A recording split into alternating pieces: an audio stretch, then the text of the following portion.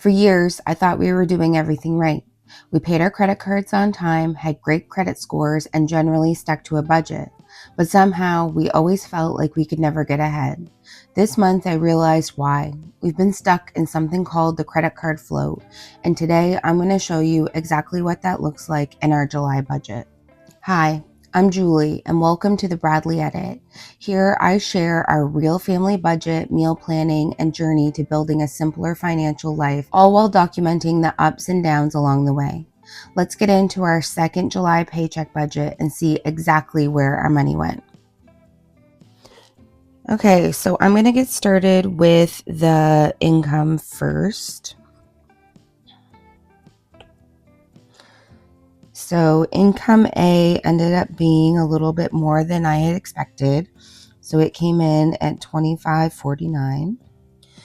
And income B was basically right on target at $19.48. The Canada Child benefit ended up being $100 more because our son didn't turn 6 until almost the end of July.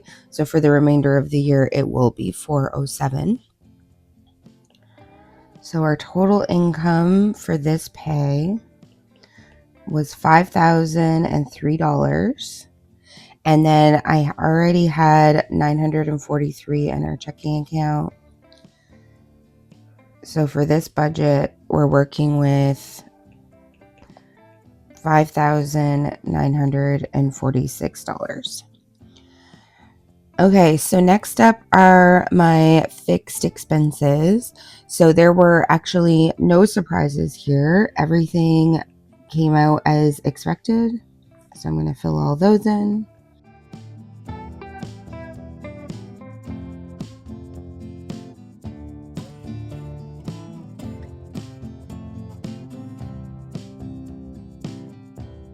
Next up, variable spending. So we had a lot of things come up, so I'm going to show you exactly how I break this all down. So my husband had to go to a retirement lunch on the 16th for $36. I registered to do a cancer walk. It's a fundraiser at my work. I registered on the 16th for $25. Then we had birthday parties. So this month was my son's plus one of my nephews and one of my niece's birthdays. And my daughter also went to one of her friends' birthdays. So we ended up buying quite a bit. Had a house supplies purchase on the 17th for $15. My sister and I hosted my son, my nephew, and my niece's birthday party together. And I had made a big Costco run. I ended up spending $240, but I had so much of that food left that I put a portion of it into my groceries. So for party food,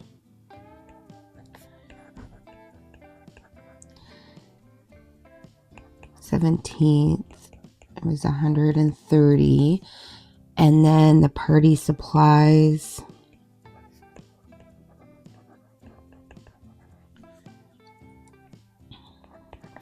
was $108. And then the portion that I put into my grocery budget was $110. Then we gassed up.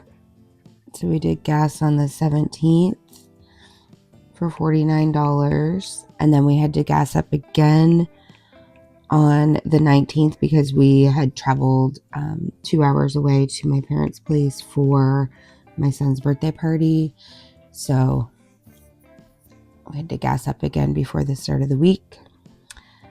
I had a physio appointment, and that was on the 23rd, and my payment is $17. Then we made a donation to my daughter and son were having a lemonade stand at their daycare, trying to earn money for end of summer party. So we gave a $20 donation. We had to pick up a prescription on the 25th, and that was $8. Then we have another gift on the 25th for $37. Then we did a run to the dollar store, and my kids had both asked to get one treat and one toy, and we said yes. And that was on the 25th, so that was $13.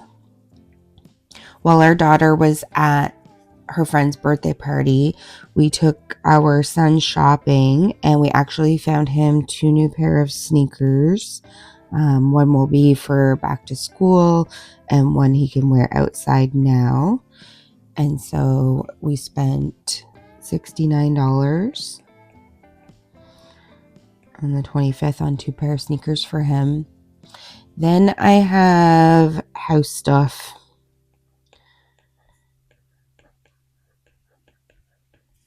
On the 25th,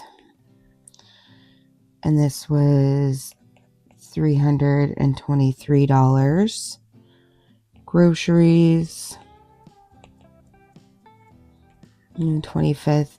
So we did a really big grocery shop this day. It was $548. My husband and I both like to have a well-stocked house. I was out of some of my baking supplies. I like to have everything on hand so that on the in-between grocery shops, I can make them a bit smaller. This is just what works for our family.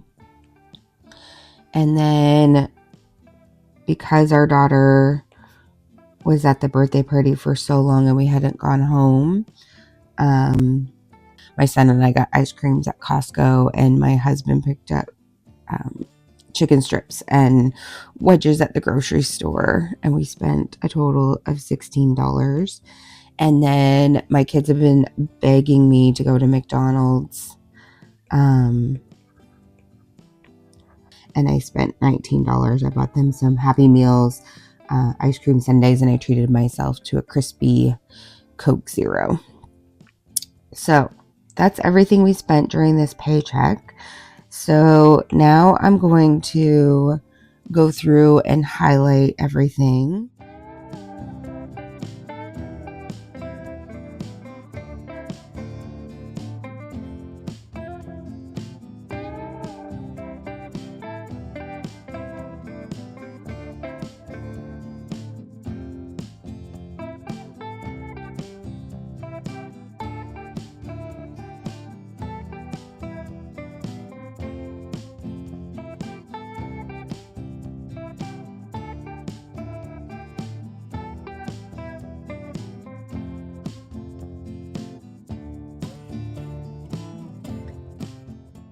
So if we add up the totals for everything that we spent, on gas we spent $154.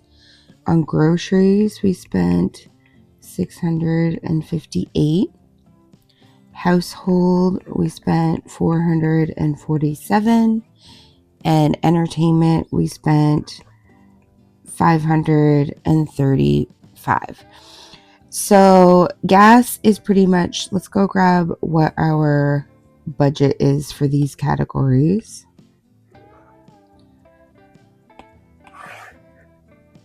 So gas we were under. Groceries we were over, but we'd been under the previous 2 paychecks, and this is just how our grocery budget tends to work out. Food and entertainment. So clearly way over the 150 biweekly that I have. So if I was to break down what we actually spent our household budget on, cat food, kitty litter, dish soap, and vitamins for the kids. And then the big purchase was $150 plus tax for a year supply of Rogaine for me. Last July, I noticed I was having some hair loss, and so I did some research and found that Rogaine was an option. So I started using it. I actually found it's made quite a bit of difference. So I use men's 5% Rogaine. I buy it at Costco. It's the best value for your money. And I put it on every night before bed, and it is really making a difference. Okay, so let's break down all of the entertainment budget. So eating out was $71. We spent $168 on gifts. We have $45 in donations. We spent $238 on my son's birthday. And then we also spent $13 on buying those kids' toys and candy at the dollar store that day. So overall, not a ton of frivolous spending, a lot of needs. So now let's move on. So I put nothing into sinking funds. I didn't touch anything there. We had $300 come out of for our RSPs. We had $250 come out for the RESP for a total of $550 invested this month. And then I'll write in what our balances were on all of our investment funds.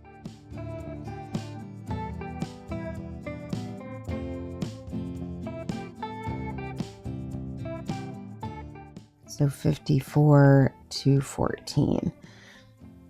I was looking back at what our balance was on the last pay, and even after contributing some, so I'd say the market's down a little bit, which is fine. We never panic about that. Just leave your money in there, let it grow. So then I paid this credit card off. So $621, $0. And then because a lot of our variable spending had gone onto our MasterCard, I went and put $1,200 over onto it because our statement date is on the 22nd and I didn't want our credit utilization to be so high. So I paid a total of $1,821 to credit cards. So balances on our debts. So our HELOC, $39,540.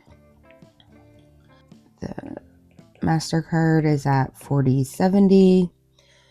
Visa 1 is 0 and Visa 2 has $12.97 owing.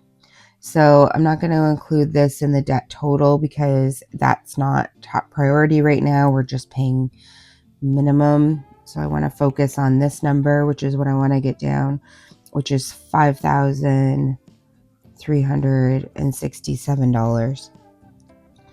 And so if we go back and look at what I owed on credit cards here, so it was $53.95.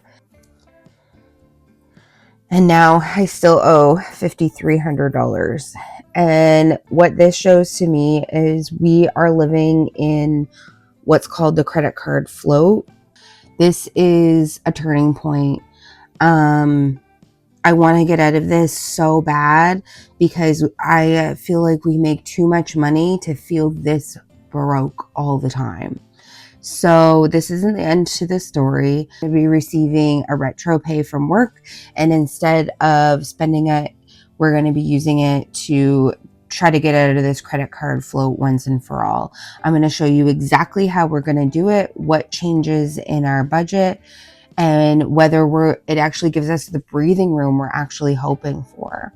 If you've ever felt like you're doing everything right but still can't seem to get ahead, I'd love for you to follow along with our story. If you enjoy the content I'm putting out, please like and subscribe. And if you're interested in any of the planners or templates that I use, please check out my Etsy shop. The link is in the description below. I'll see you in the next one.